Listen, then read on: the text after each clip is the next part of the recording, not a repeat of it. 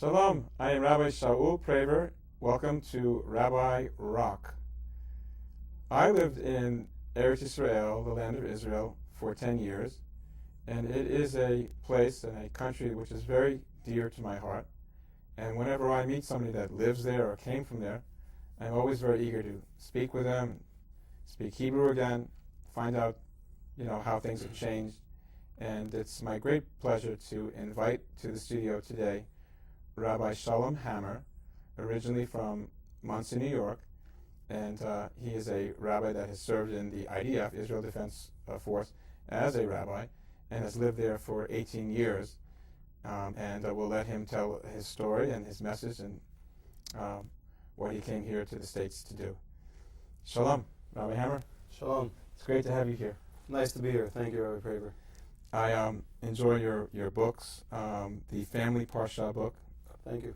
I use it in my own teaching. I'll just hold it up, and then eventually the camera will get a look at it. It's a very, very good book. It encapsulates the vocabulary of each of the parshiot. It asks very insightful questions, and it was very helpful to me personally in the classroom. So I got a chance to thank you for writing it. Thank you. The idea of the book was to have families really go through the experience of sitting around the Shabbat table and enhancing their Shabbat experience around the Shabbat table by reviewing the weekly portion. And that's a great thing when you have a book kind of focuses it and it Exactly launches right. Exactly get right. into it. Otherwise, you could talk about gefilte fish and Right, herring all. Right. Here you can talk about the parsha and eat the gefilte fish. So now you did something similar that from what I did. I made sure to sit with Israelis. I learned half day in my yeshiva with the Americans, but I made sure from the afternoon at least to spend the rest of the day with Israelis. So I learned Hebrew. Ani medaber ivrit k'mocha. Ulai ata yoter tov mimeni. But how is it? Tell us your experience living in Israel. How you threw yourself into the culture of the native Israeli life. Well, I think that really I didn't necessarily throw myself into native Israeli life. I think Israeli life throws itself into you. That's I'd say that's more appropriate. And what happens is Israel is sort of like a flora. There's a sense that it grows on you. It's the kind of country that it grows in you. It becomes a part of you. And as far as my experience was concerned, originally when I came to Eretz Israel, to Israel, I wasn't actually convinced that I was going to stay. But what happened was, as God would know it, as we all know, He's behind everything somehow in some fashion, some more revealing than others. There was a job opportunity that presented itself in Eretz Israel. I took the opportunity and never looked back.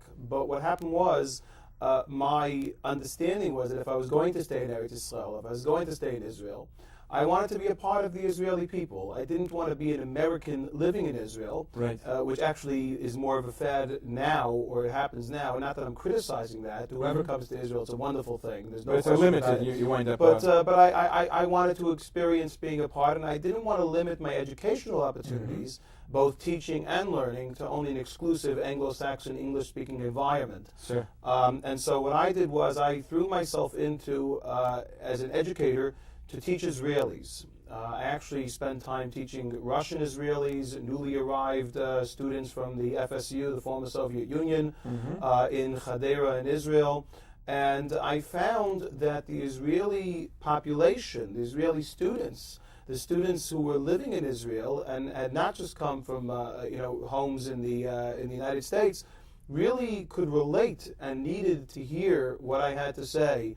And the culture was not that distant or as as obstructive as one would think that it was. I've heard many people say to me, we would like to go into Israeli education, but our cultures are too different, too widespread, and we wouldn't be successful. And, I found just the opposite to be true. So that's a message to all those, all you educators out there. You shouldn't really be. It's not a monster. If you want to work in Israel, right? It's not that bad. They're just people, with the same foibles that everybody else has. No question. I always tell educators who come to Eretz Yisrael, we need you to teach in the Israeli system. We need professionals. We need people who have a vision, who don't think in the box, who are creative. Very important. Very good. Now, you talked about a dichotomy of Israeli identity and Jewish identity. How do they differ? Well, it's the famous question. When you talk to people, it's important for them to realize, and I'm only expressing this from a religious point of view, okay? There's a difference between being a good person and being a good Jew. Okay. A good person is kind, compassionate, sensitive. A good Jew is kind, compassionate, sensitive, and he keeps the mitzvot. He keeps the mitzvot of the Torah.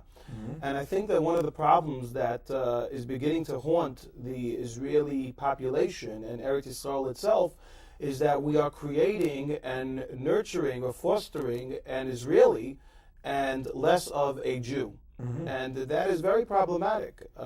We are witnessing it in the religious Zionist world. There's a shift, a trend towards recognizing that the main goal and vision that we have to have now is focusing on the people and bringing back Judaism, Jewish roots, a Jewish appreciation, if not exclusively from the Torah, at least from a historical and a cultural perspective.